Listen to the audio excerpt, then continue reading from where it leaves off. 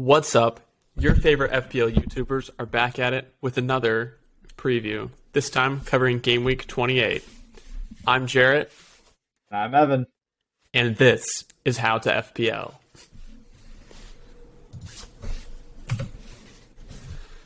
So, recapping how I did last week, things did not go very well. The Veghorst captain was a major fail. Another blank from Broya, Rafinha, Bowen, Coutinho, Sanchez. No appearance from Aitnori. My only returns were Cancelo, Dean, and Harry Kane. So, very disappointing. Barely above average score and fell to around rank 50k. So, looking to bounce back this week. Daddy Veghorst also didn't pull through. What's with that? Our faith was misplaced. A sad sight to see. Yeah, obviously I was in a similar boat with Veghorst. It seems we got on the hype train a bit too early. Um, it had already left the station by the time we jumped on it, and we just jumped onto some empty tracks instead. But I got a return out of Watkins. That was cool. I got really lucky this week, if I'm being honest. I feel like Watkins got really lucky to score. Son, I got a Son return. I got a Foden return. I didn't even think he was going to start. So, I mean, I was genuinely contemplating getting rid of him last week, and then he went on and scored. So that was nice. Yeah, the Cancelo return is nice. And Dawson, nice. And then De Gea getting that clutch clean sheet. I guess I would have rather had Foster playing, but that's okay.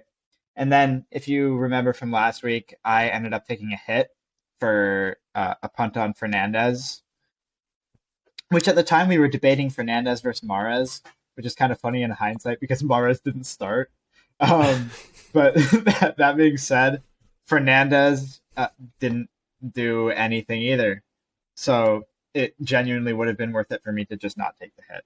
Yeah. But probably unlucky not to have gotten any points from Fernandez. I feel like Man United really dominated in that game. But you know what? In the end, it's about scoring goals and getting assists, and he didn't do that. Yep, you called it. So with that, let's move on. So for this week's clean sheet odds, well, we're hoping for some teams to have cleaner sheets than this windshield, which is not very clean. But Chelsea clearly sitting up here at a 78% chance of a clean sheet. I mean, they're looking like a snack. Any Chelsea defender, really. Obviously, preferably ones who will start. The culprit in question here probably will not start both, and perhaps might not start either game. But, obviously we're looking at people like Rudiger.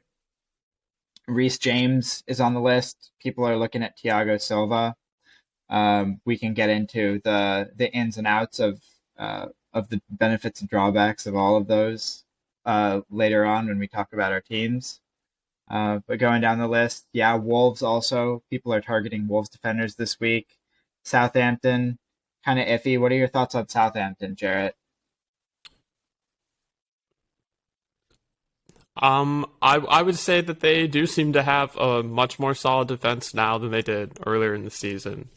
One thing that I noticed looking at this list is how many teams are, over a 40% chance of getting a clean sheet. It's like 9 teams with a greater than 40% chance of getting a clean sheet, I think. So that there are going to be some big scores this week probably, just because whenever defenses are performing well, that's when people tend to get a lot of points, That's a good way to look at it. Yeah, that's all I've got. Oh, Okay. Looking at the captain poll, a lot of people captaining Coutinho, which is interesting because he hasn't shown the very greatest form as of late. Do you have any thoughts on that? Yeah, as a Coutinho owner myself, I have been a little disappointed with him. He got, I think, one 16-point performance like the first week that I owned him. I don't remember who they played, but ever since then it's been just blanks. He was very unlucky to not score a free kick last week. It went just barely over the bar, or Sanchez barely saved it. So almost. And he does have pretty good underlying stats, I think, but he has not been necessarily delivering. It is definitely not a bad idea to captain Salah, a single game week player, instead of Coutinho.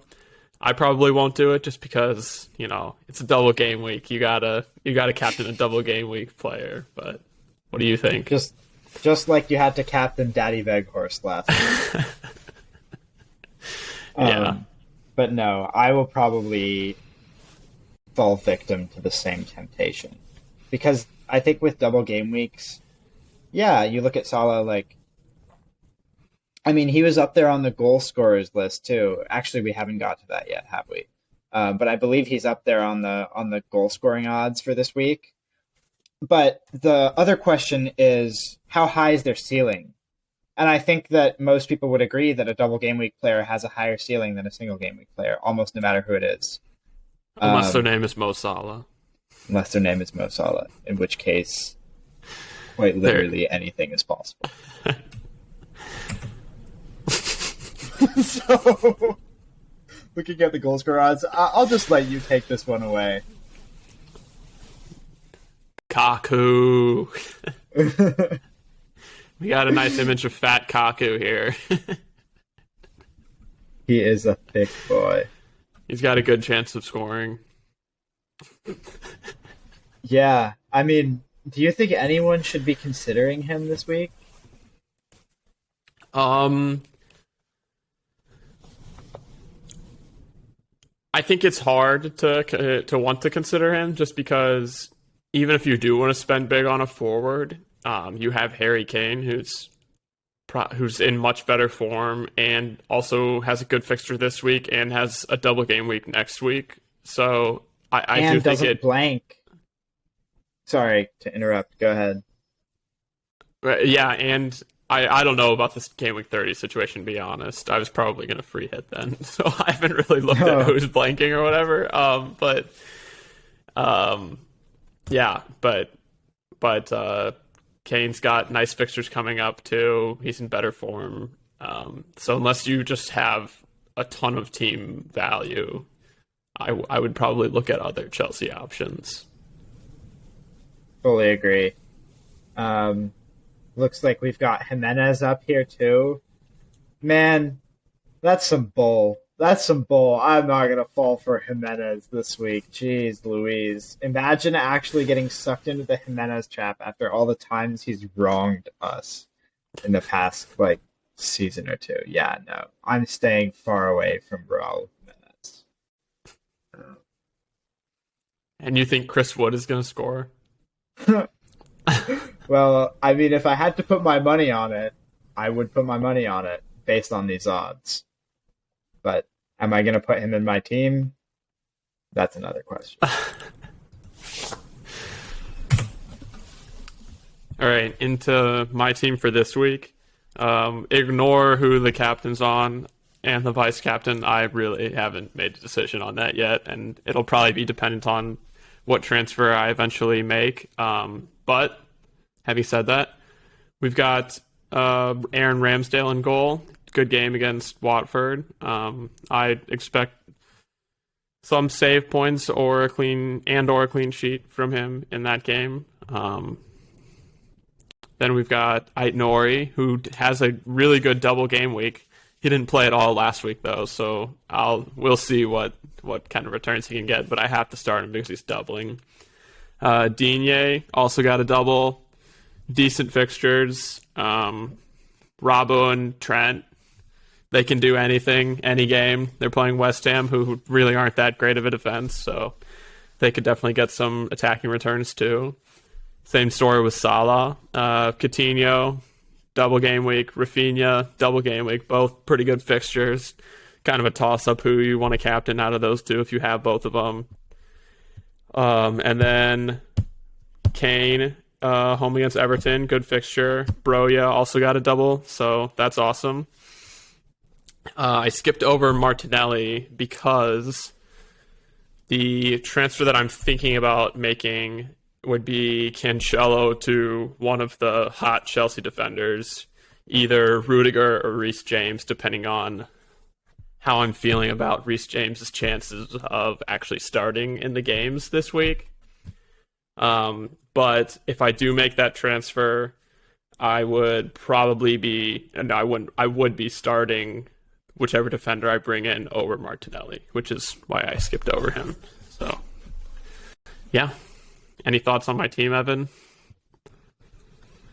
I think your team is actually looking pretty good. I mean, my team was definitely in worse shape than this. As you'll see in a minute, I'm going to be wildcarding this week, but I think you're looking pretty good. I mean, you've got Martinelli and Ramsdale. Arsenal assets are going to be big heading into these next few weeks. You've got Kane. Spurs assets are going to be pretty important as well.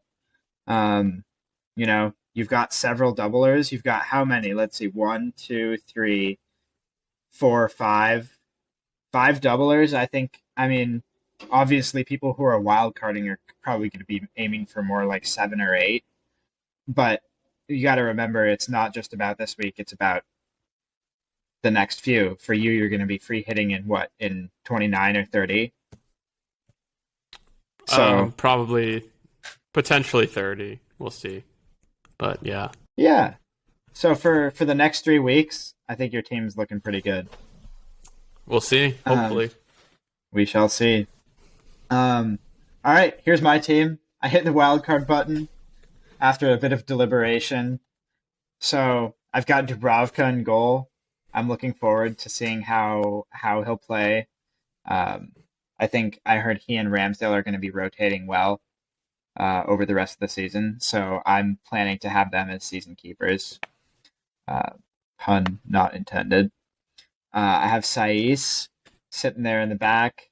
I think he's nailed, and he always has the occasional goal threat.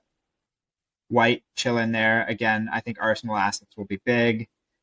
I've got James right now, and I've been going back and forth between James and Rudiger. They're almost identical in price, and so the question really is, who's going to get more points? And I think the truth is that Rudiger is probably more likely to get more points this game week. But I think that if you're looking at it over the course of the rest of the season, if James finds his form again, there's no limit to what he can do. And I just am not sure I'm comfortable getting Rudiger and missing out on future James points because I chose to go with Rudiger right off the bat. So I'm willing to take the hit for a few fewer points this week in the hopes that James can do something in the future. And then, yeah, Salah, Coutinho. I brought in Coutinho. I might transfer him out for Hakim Ziyech, who I think would be an interesting punt for the week. That totally could or could not happen. I really don't know yet. It will be a game time decision. I brought in Rafinha and Willock, both doublers. Willock a double-doubler, so that's going to be interesting.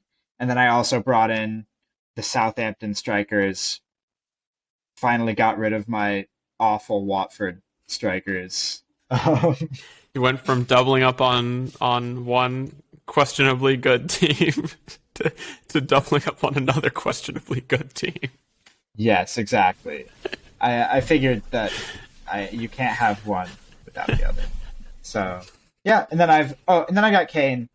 I had Son for the past month or two, and he was great for me.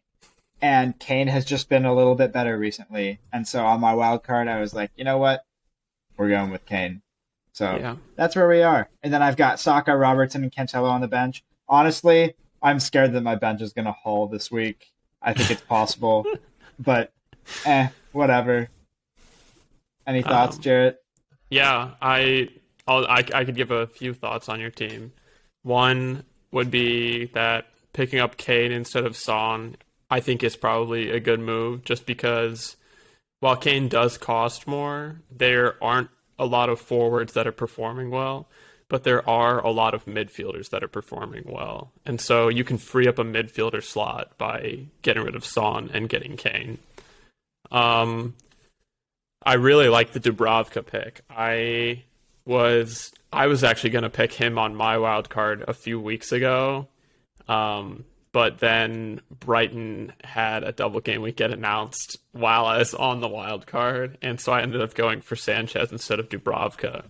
But Newcastle have been keeping a lot of clean sheets lately. I think that he could be a really good option. Yeah, other than that, I mean, I don't really have any much insight on your picks, but I like your team a lot. Yeah. Cheers, man. Hopefully, they perform really poorly. Yeah, we'll see. Having said that, if you enjoy our videos, we're uploading every week. Make sure to like and subscribe. Maybe even comment. Maybe even reshare it. That'd be sick. We have a Twitter and Instagram. The handle's right there. So make sure to check them out. Thank you, guys, and see you next week.